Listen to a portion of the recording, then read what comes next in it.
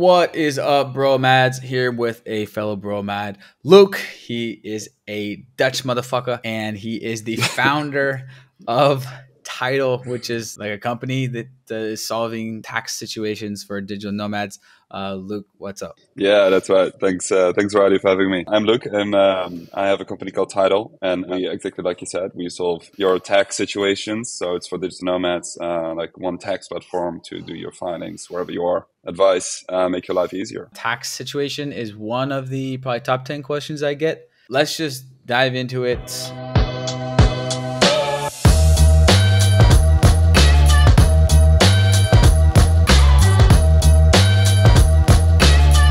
So you're in Portugal. Heard a lot of great things as Portugal. I think it's like top 5 like nomad hotspot. So give me the rundown because I don't really know. What's the deal with Portugal in terms of the tax benefits? Why are you there? Why is everyone going there? What's the deal? Yeah, Portugal's great. Besides the pastel de natas and the good wine and the sunshine, Portugal has some great benefits when it comes to tax statuses. So you can apply, for example, to an NHR status, which is called the non-habitual residence status. Many other countries have this, but Portugal just has one that can be very beneficial as a foreigner living in Portugal. So if you get this status, which you can always apply for if you have not been a tax resident here for 5 years, then, for example, you can get like your foreign source income, like your dividends from abroad, or maybe you've earned money from your job abroad. Maybe you've kept working, let's say I'm from the Netherlands, so I've kept working for the Netherlands. Then if that income is taxed in the Netherlands, I don't have to pay taxes in Portugal. And so it can be very beneficial if you get this tax status. But of course, it's not always as easy to just apply for it. You have to talk to a tax advisor to know how it applies to your case. Right. So that's why a lot of people move here, because it can be very beneficial if you do it well. And also for crypto, Okay. it's still a really great crypto hub, for holding Bitcoins or Ethereum or any crypto. As far as Right. as far as I know, if you hold it for more than 1 year, it's still tax exempt. So you can just happily trade. God, if you hold it, so how is that different than what other countries are currently doing with crypto? Yeah, I think crypto is a contentious topic around the world, right? Every government, all the authorities are trying to find bills, rules, laws for taxes around this. So it's hard in most countries. But I'm not an expert on all the systems of the world, right? I just simply cannot be. But as far as I know, most countries just tax crypto as capital gains, right? If you just do it by holding crypto and then you sell it after a certain long holding period, it's just capital gains. Some countries have specific rules for crypto, like Portugal, which can be beneficial. Okay, gotcha. So Portugal, definitely one of the ones. So yeah, what about another one is Dubai? What's the deal with Dubai as another hotspot and tax benefits? Yeah, Dubai is something you hear a lot of people that are moving there, and especially when the crypto bubble was at its peak stage.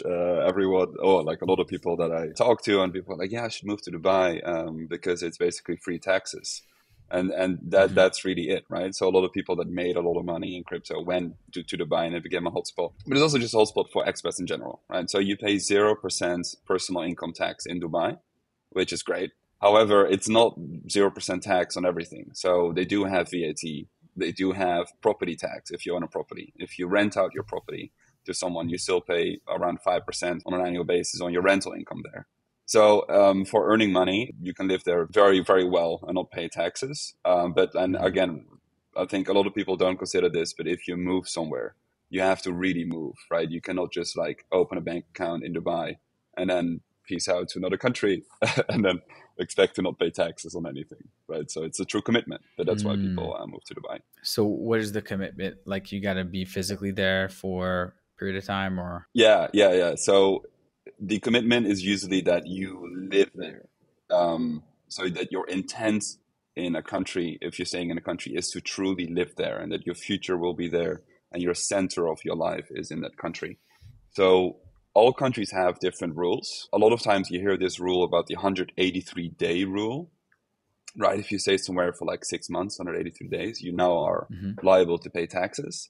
That is not a universal rule, however. For example, Portugal has that rule, but other countries may not have that rule. For example, like the Netherlands, maybe in the Netherlands, it's much more focused on what you have in the Netherlands, much more than maybe the stay of your country. So Dubai has also different rules. So it like really depends.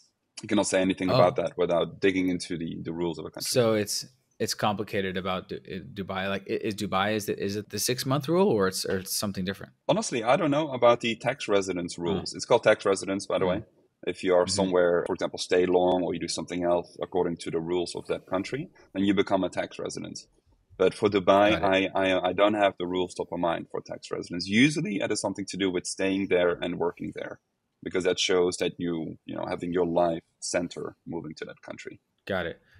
So we had some notes about Bali. Bali is another one. I've heard some people saying things, and I think everyone is just so confused. And maybe it's not even clear. Right. What's the tax deal there? Yeah, Bali. Oh my God, I love to go to Bali. Every time I go there, it's an awesome Yeah, it's place. awesome. If it were true, all the rumors, well, I may just move. Hmm. But the rumors that were kind of happened maybe 2 years ago, or it started 2 years ago. The rumors about this digital nomad visa, where you were exempt of paying any taxes, like totally exempt for 5 years on the digital nomad visa, as long as you earned it from abroad, right? So you can just work there from your co-working space, and then earn any money or do anything, start businesses abroad and earn 0% tax. That has been in debate for a long time in Indonesia. And they've come up recently that is off the table for now. And that it's called a second home visa. And this is not at all the same. It's not at all that you have a 0% tax. It's actually more geared towards the wealthy people that are retiring, or are investors, and not necessarily digital nomads. So it's a visa where you can just stay longer. Because Bali has always been pretty hard to stay really long, to really become a resident. That's hard. And so now they have a visa where you can stay for like 5 years, 5 to 10 years, but you have to show that you're worth 130, 140K US dollars equivalent. And then you have that in cash, and then you can stay there for a longer time. But there's, as far as I know, not the same tax breaks as what was the rumors, or what were the rumors before, unfortunately. Yep. So Yeah. Yeah. just a short holiday for me for this time. Yeah. That's what I thought. It's lots of digital nomad visas and rumors coming out, but nothing official. But should be interesting, times ahead. What about for Thailand? Anything going on there that kind of similar rumors, but I don't know anything. Yeah, in Thailand, it is a good country from what I know. But this is something I have not recently been digging into with our team, exactly on the Thai like foreign tax statuses that you can get. So I cannot give you top of head any like specific things like I mentioned for Dubai or for Bali. We have to dig into that. But from what I know, people do move for tax reasons. So there is something there that is beneficial for expats. Probably Okay. something you would have to again plan with your advisor if you really want to leverage it, because it's not known to be a 0% tax haven, right? Like Dubai. Yeah. Yeah. Yeah, for sure. Yeah, there's this new visa thing, long-term resident visa, which is totally separate conversation. But Mhm. yeah, there are some new things coming out. Okay, I Okay, will so keep that on my radar. for Americans, the foreign earned income exemption, which I Hmm. have used in the past, can you explain to people what that is? Yeah, it's a certain tax credit. So it's for U.S. citizens that will be expats overseas, right? So there, for example, here I live in Portugal, so there's a lot of Americans here, and what they will have to do is on a yearly basis have to file tax returns to the U.S., because U.S. has a system that you file based on your citizenship wherever you live. Even if you haven't lived for 10 years in the U.S., you still file every year to the U.S., showing what you do in the world, what you have in your bank accounts, etc. And so to avoid paying twice taxes, right, getting doubly taxed and just basically having left nothing on your income, is you pay your taxes in the country where you're living. So let's say Portugal. And then in the US, you basically apply for a tax credit, so you don't have to pay taxes on that same amount, right? So it basically can like cancel out certain tax burdens, basically. So it just Mm, makes it easier for a US citizen to be an expat in another country. That's really what it's for. got it. And isn't it just a credit on the first 100,000 of income? Yep. There are some thresholds, exactly thresholds, and it's also changing every year. But yeah, it's not as easy as just like, oh, you file and then it's always okay. there you have to do a little bit of work and knowing how it works to really like leverage effectively. Yep. You can also use something called the FTC, which is the foreign tax credits. And that's like a similar regime in the US, like the FEIE and the FTC, that can achieve similar things. But for that, like which one is better for you, and how does it work with my future earnings in like the new country I may move to as an expat, that is so specific to your situation as a US citizen that it's always better to then talk to like a tax advisor on this, like title. Yeah, let's just get into your company title. How does it work? Because you got to ask all these questions to figure out what's the best situation for you. Like Yeah, it can get complicated. Like I don't even want to exactly. like get into my taxes or think about it.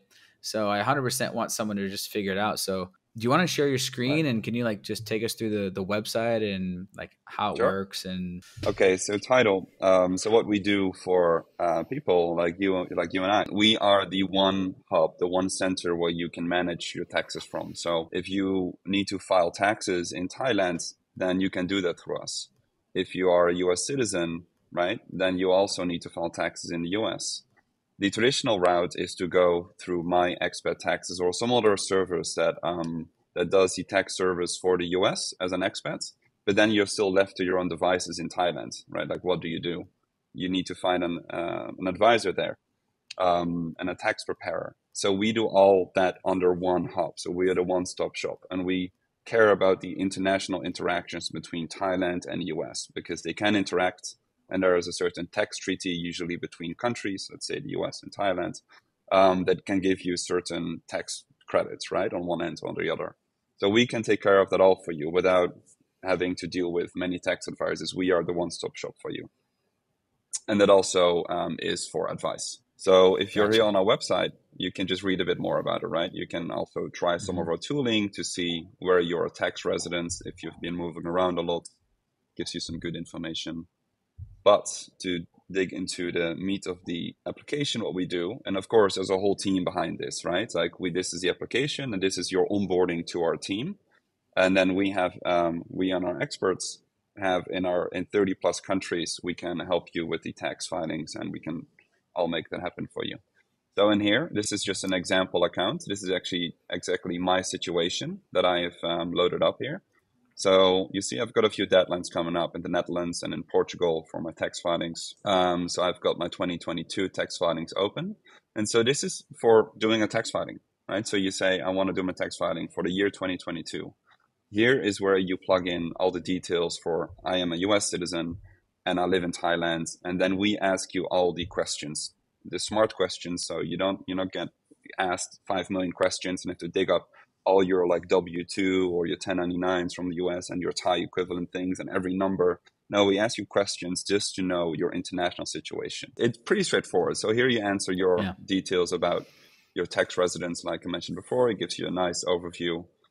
And then we ask you the questions where you enter your employment. For example, here I labeled it Dutch job, and you enter where you paid your social contributions, if you had any capital gains, etc. And from that point onwards, we take care of it for you. We give you a portal where you can upload your Thai and US documents. And then we have our team of Thai and US experts figure it all out for you and make it happen for a filing. That's how it works. Gotcha. So I've used what's the main one? Not Tax Jar, TurboTax online. Is Yep. that just an American thing? And is it that only just for American? So yeah, so TurboTax, I've also used it when I lived in the US. And so TurboTax is a kind of similar to what I was referring while I was sharing my screen. It's a service that only does the US. They have Okay. experts in the US, amazing people as well that can help you there. You can also just do it yourself, right? But then you're left to your own devices in a country where you're living, right? And there's also often interactions between the US and a country where you're living. And so it's just a hassle. Now you have to find the deadlines, you have to find the tax advisor, you have to work with them, you have to work over the cultural language barriers. And they probably ask questions about what happened in the US with your filing, right? And now you're left in this international complex situation. And I think you just want to be stress free, travel, live in places where you want. And yeah, just don't think about it really. Yeah. Gotcha. Okay. So for my situation, let's say I live in Thailand for 11 months of the year. Am I supposed to pay taxes here? I'm not doing any business here. I'm just working remotely for my company, which is all in the US. Do I need to pay taxes here? That depends. It depends. It depends what the rules are in Thailand to the like the tax residence rules. So most countries have this day of stay rule, right? The 183 days or something similar, and that could sometimes be enough to qualify as a tax resident. So you'd have to check Got on it. that. So And then check on if the you are a tax country. resident, So yeah, let's say you did like 8 months last year in Bali, you'd have to check, hey, are you supposed to be actually paying taxes there because of the tax residency situation, or Portugal, the tax residency situation? For example, exactly. what's the rule with the Portugal tax residency situation? Is it 6 months or? Yeah, Portugal, it's 6 months, like 183 days. And also, there's also a rule around having like a house here, for example, there's also a rule around that with tax residents. But yeah, 183 days is also one of them. Got it. So even if you are just on a regular tourist visiting visa, you still supposed to? Yep. Yep. It's actually it doesn't have anything to do with a visa. Those are two separate things. So you would always have to make sure you stay less than 183 days, usually over a given 12-month window to make sure that, yeah, that like you don't trigger anything in a country. Gotcha. So yeah, Portugal, Thailand, Bali. I think Thailand is. I've never heard of anyone just needing to pay taxes here. But of course, yeah, people should be looking into that. And then also the Portugal, okay, 6 month thing, and then the Dubai thing. Obviously, people are going to be try to be a tax resident there if they're not American, because they Right. can be a tax resident there, which makes them not be a tax resident of their home country, which is awesome. Americans can't do that. Yeah, So for it's a bit more Americans, you're complicated. looking at the FEIE. You're looking at these expat like credits or whatever. Right. Exactly.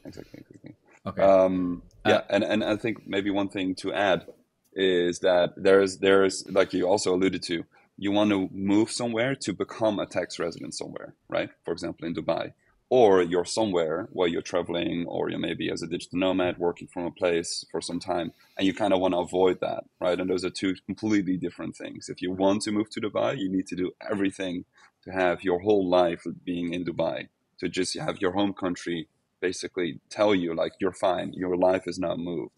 If you're going somewhere temporarily, then it's the opposite. Then you kind of want to have it the least amount you want in the country where you are for like a yeah, short stay. yeah. Every country has their own rules. Like you can't, own this, be there. Yeah, it's varies country by country. If you want to Yep. denounce your tax residency in your home country, yeah, it's very very complicated stuff. Um, Yeah, but usually and common sense so gets you 80% of the way. Yeah, that's interesting. Like, so if you're like on vacation for 7 months in Portugal and you don't Hmm. file, like you might get a thing in the mail from Portuguese tax office. like, like, Yeah, it's yeah, right. yeah, And like here's your reality and like the practicality and theory and what are the actual rules may diverge a little bit, right? Like who's going to truly check? Like also Europe has free flowing borders, as in you can just go to Spain in a car, right? So who's truly going to check? If you overstay mm, Portugal, yes, the rules are officially that you become a tax resident and you have to declare your taxes over there. However, your home country will also probably say you're a tax resident, right? Because your life, your work, everything is still there, right? So now you're in a situation where both countries could theoretically claim that. In reality, when you overstay something but you have nothing there in this country, you probably will be seen as just a visitor, a tourist, and you would be totally fine. It's generally safer to be aware of the rule because it starts to, the longer you stay, the more you go into the area of like, hey, now you're actually staying here for a longer time and yeah, therefore moving, like immigrating. So yeah. it's black and white, the rule, but if you truly are a visitor, right, there may be like a small gray zone. But officially, yes, you would have to declare. Hopefully Gotcha, that gives gotcha. still a legally sound answer. Yeah, yeah, yeah. Um, And so let's do maybe some last minute tips. And so the other one was the NHR for Americans. Yep. Any other like last minute tips you would say kind of anyone or any American at all? Yeah.